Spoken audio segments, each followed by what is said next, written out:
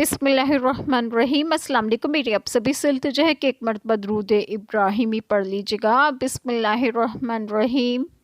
اللہم صلی علی محمد وعلی آل محمد کما صلیت علی ابراہیم وعلی آل ابراہیم انک حمید مجید۔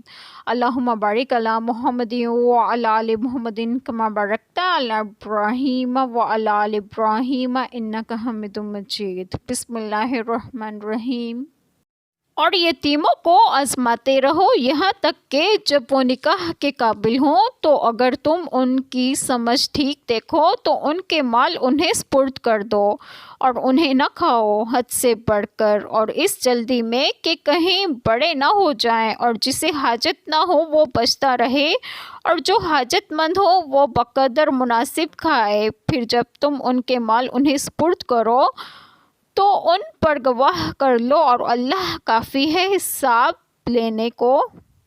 بسم اللہ الرحمن الرحیم۔ جو بات آپ لوگوں سے ڈسکس کروں گی وہ یہ ہے کہ یتیموں کو آزماتے رہو کہ ان میں ہوشیاری اور معاملہ فہمی پیدا ہوئی کہ نہیں۔